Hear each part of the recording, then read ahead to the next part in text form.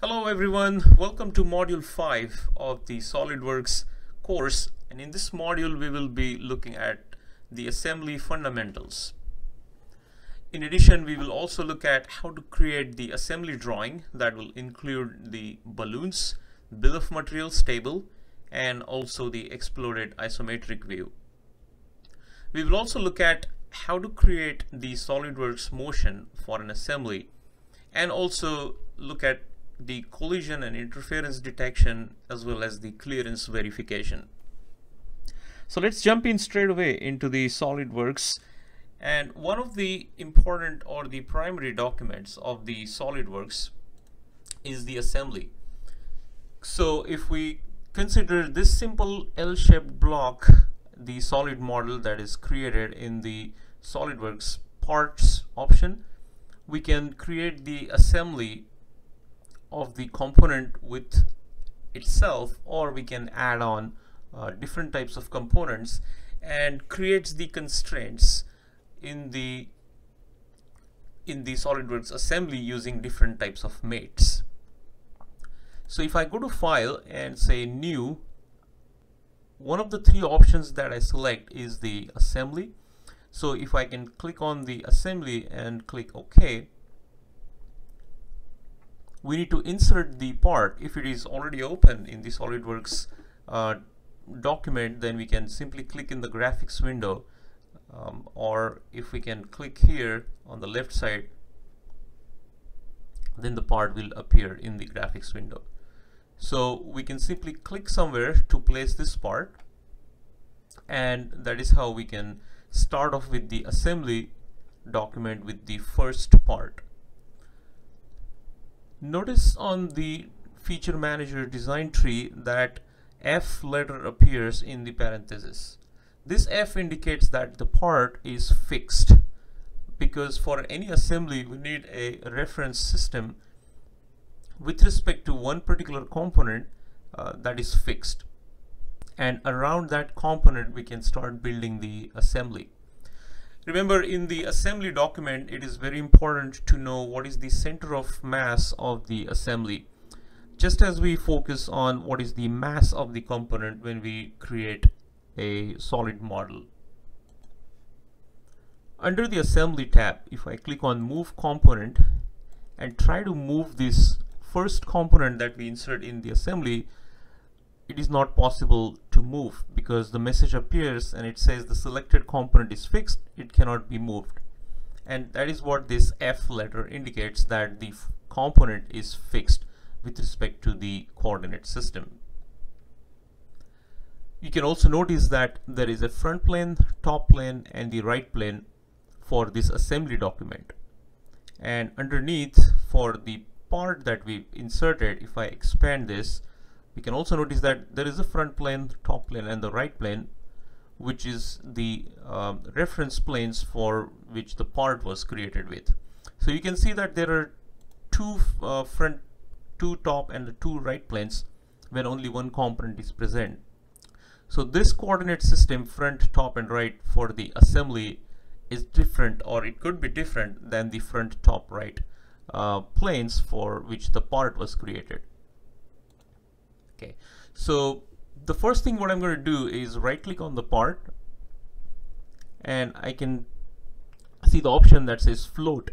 So if I click on float, you would notice that the letter F is replaced by a dash, which means the part now can be moved. So if you click the part and drag it across the graphic screen, you can easily move that part. So it's no longer fixed.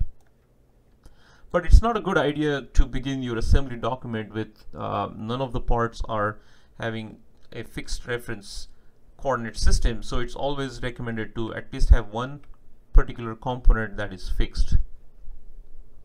If I right click on either on the part in the feature manager tree or right click on the part in the graphics area, the float option is now replaced by fix. So if I click on the fixed, again the F letter appears and the part is fixed, or the component is fixed.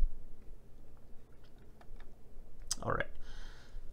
Also, when the component is fixed, it means that it has lost all its degrees of freedom. So you have 3 translational degrees of freedom and 3 rotational degrees of freedom. So all 6 degrees of freedoms are now restricted, and that is the reason why you would see the message displayed on the lower right corner that says the assembly is fully defined. So there is no other constraints which are required to be created in order to fix this component. The other important thing is to know where is the center of mass for a particular system. By default, there is a coordinate system for the assembly, and the center of mass is given with respect to this default coordinate system of the assembly. If we go to Evaluate tab and click on the mass properties, rebuild the document, and we can see the center of mass in the respective units is given by this X, Y, and Z coordinates, and the coordinate values are reported with respect to the default coordinate system that the assembly has. Sometimes it is required to create your own coordinate system, and the way to do that is go to Assembly, go to Reference Geometry, and then you will see the option Coordinate System.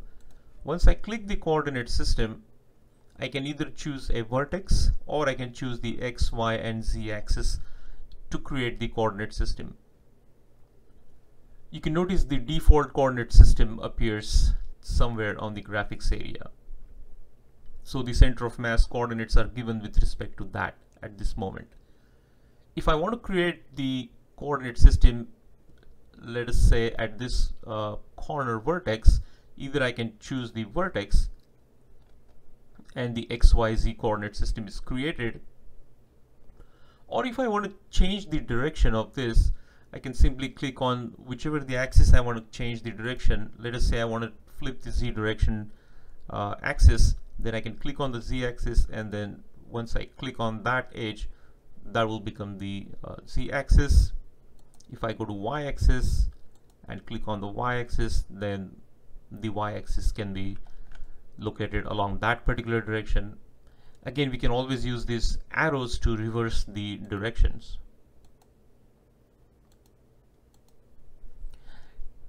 And so that is how we can create the coordinate system based on what directions we want as positive X, positive Y, and positive Z. Alright, so let us say I create this coordinate system at this vertex and then click OK. You would notice that coordinate system 1 will be created and also indicated on the graphics. Now if I go to Evaluate, Mass Properties, again the values will be reported for the default coordinate system of the assembly. But if I click on this drop down arrow, now I will notice that a coordinate system 1 appears, which we have just created. So I click on it and the values would change accordingly. So now the center of mass values, the coordinates with respect to X, Y, and Z directions which we've created at this particular vertex are indicated here. And that is how we can measure the center of mass with respect to a particular coordinate system that we have created. So don't forget to change this option from default to the desired coordinate system that we want to measure the center of mass with.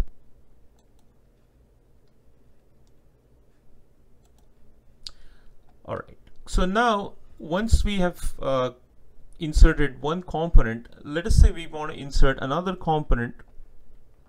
For doing that, let's go to Assembly and then click on Insert Component. I'm going to browse and I'm going to choose another component that I want to create the assembly with. I'm going to click here somewhere on the graphics area and place it, or otherwise some of the times you need multiple instances of the component. In that case, we can, before clicking on the graphics area, once we browse that component we want to insert in the assembly, we can click on this pin here to make it visible, and then the number of times you click on the graphics area, those instances are going to be created. Once we're done creating enough number of instances as we need, then we can click on the check mark, and that is how we can create these multiple instances. I can freely move these components from one place to the other place, unlike the original component which has the fixed attribute to it. The other components that we've inserted does not have that letter F attached to it, which means that they are free to move. We can even click on this drop down arrow under the move component and use the rotate component, so that way we can even rotate these components with respect to different orientations. Alright, so for this demonstration example, I'm just going to get rid of the other components here. I can just simply click on these components and delete them. So we are left with only two components here. And let's say I want to create the assembly of these two components. There are various ways to create the assembly. Let us say we want to place these two components side by side. Then we can use either the edges or the faces to align with respect to each other. Let's go to mate, and under the mate selection I can select this edge to be aligned with the other component's edge, and I can see that there are various options populated: the coincident, parallel, perpendicular, tangent, concentric. We can even lock the rotation, or we can specify the offset distance for creating the mate. We can even create the angle, and we can even change the alignment. So either way we can use this option. There are also several types of options, such as the advanced mates. Then there are mechanical mates, where we can use the gears, rack pinions, screws, and all that. In this case, we just want to use the standard mates. So these are all the standard geometrical mates that we want to create. And once I click on the check mark, that particular mate is created. I'm going to again click on the check mark to come out of it. And we can notice that since we have aligned these two edges, or rather made them coincident, the degree of freedom for this component is lost. So if we want to try to rotate this in another with respect to z-axis, we won't be able to do that because of this mate that we've created between these two edges.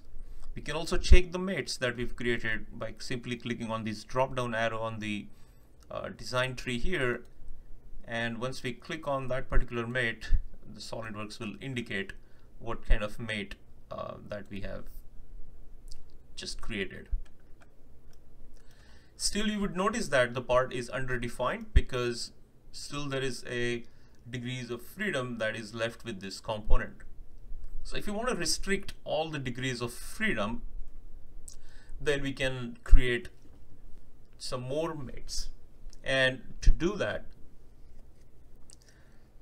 we can go from assembly to the mate, or simply we can just use the control key to select the two faces or the two edges between which we want to create the mate. For example, if I want to click this face, holding down the control key, I select another face,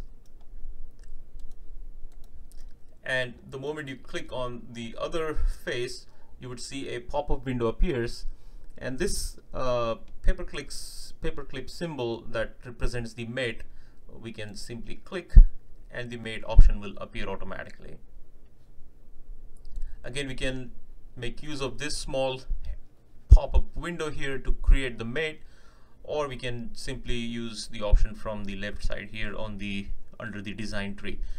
So we want them to be coincident, and I can simply click on this small green check here, so the mate option remains active and we are still using the mates option for the other edges or surfaces.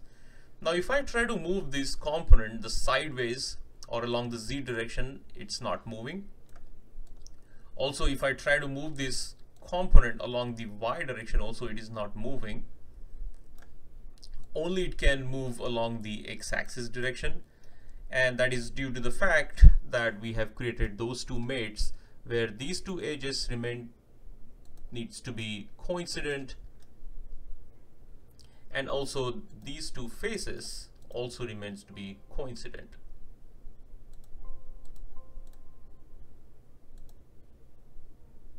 Okay, so that is the reason why it has lost the 2 degrees of freedoms along the y-axis and the z-axis, and also we cannot rotate this component. So if I come out of this mate, go to the rotate component and try to rotate this component, we won't be able to move that, or we won't be able to rotate it. So it has lost all its rotational degrees of freedom as well. However, the assembly is still underdefined, so we will be restricting some other faces or the edges. Let's say we want to restrict these two faces here.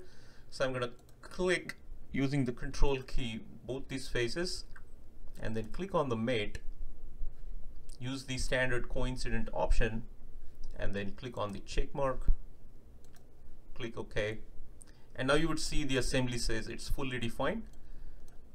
And if I try to now move this component, it says the selected component is fully defined and it cannot be moved.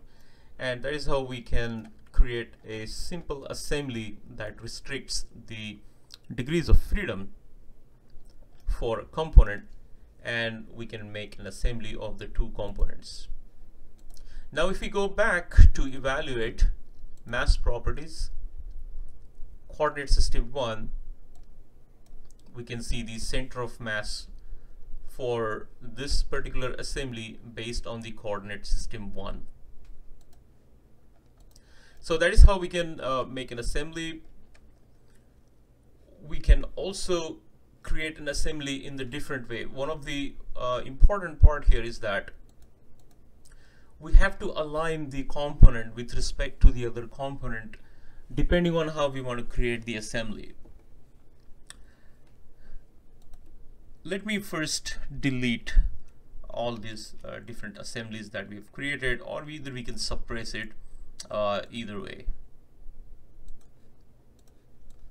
So now again I'm freeing up this component. I can rotate it, I can move sideways, up, down, either ways, because now it is back to all 6 degrees of freedom. We have removed all the mates here. Now let's say I want to rotate this. I'm going to go to assembly, rotate component, something like this, move component. So let's say I want to create the assembly something like this, where the two blocks are merged into each other so that it becomes a big rectangular box. Okay, so if you want to create an assembly something like this, then it is very important to align these objects next to each other. It could be even in the approximate manner, it's fine, but it still needs to be aligned as close as possible next to each other. And once we do that, then we can select either the faces or edges. So I'm going to go to the options here. So control select these two faces, click on the mate, and it's coincident. Click on the check mark. Then I'm going to use the control option for the top two faces. Make sure we are on coincident, click OK. And then the final thing, I'm going to use these two faces, click OK, and then click on the check mark to finally come out of it. Obviously, because of the dimensions, you would see a gap there, so it's not a perfect rectangular filled box, but there is a rectangular hole in the middle. However, the assembly is fully defined, as you can see from this node at the bottom, and we can create an assembly using the two components. One final thing before we end this video is that sometimes in the beginning itself you want to align the component with respect to the assembly's coordinate system. So for example, if I open the this new part again,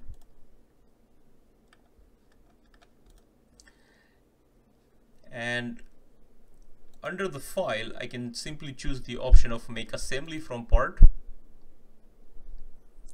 Click on the graphics area to bring up that part one more time in the assembly, and obviously that first component that you bring in will be fixed, and it has its own coordinate system or the reference planes, and on the top you can see the front, top and the right reference planes.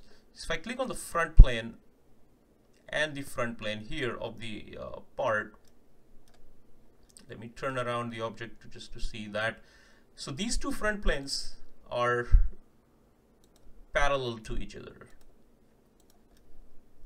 Okay, so what I can do is first right click on the part and then make float, and then I'm going to choose the front plane of the assembly, control key using the front plane of the part, and then click on the mate so that both the front planes of the assembly and the part are coincident. Same thing, I want to do it for the top plane of the assembly and the top plane of the part, and the part gets aligned with that. Click on the check mark, and one final thing for the right plane. So if I choose the right plane of the assembly and the right plane of the part, use the coincident option, and then these two planes are coincident. I'm going to click on the check mark and then click OK. You would notice the option, the message says that it is fully defined, although there is no in the parenthesis F letter indicated for that assembly, because we haven't really used that fixed frame of reference in the beginning itself. We made it to float and then use the mates option to align the front, right and the top planes of the assembly with the part. So that is how we can again restrict this part. It's all constraints in the beginning itself, and align the components reference plane systems with the assembly's coordinate system. If we have a cylindrical part, for example, let's say I want to create a coordinate system on a cylindrical part. It is easy to create the coordinate system for a rectangular feature, because we can easily locate either the directions or the vertex. But for a cylindrical part like this, let's say we want to create the coordinate system at the middle or at the center of this circular face at the top. Front plane, top plane and the right plane of this part are here. Let's say if we go make assembly from part,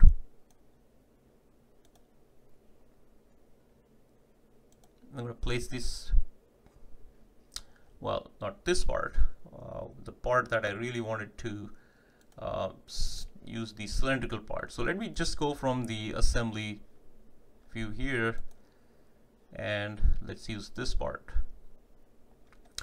Alright, so we have a right part that we want to create the new coordinate system. So in order to create a coordinate system at a desired location for a cylindrical part, what we need to do is first we can do the sketch, and when we go and create the sketch we can use the center line.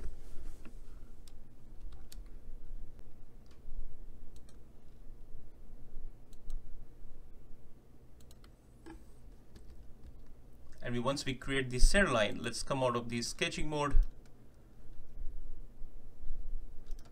and now we can go to assembly, reference geometry, coordinate system, and if we can select this this vertex that was created because of those center lines, then we can change the directions accordingly the way we want, and then create the coordinate system. That's it for this video, and in the next video we will take a look at another example where we will look at how to create the exploded isometric view, auto balloons, and also the bill of materials. Thanks for watching, and I'll see you in the next one.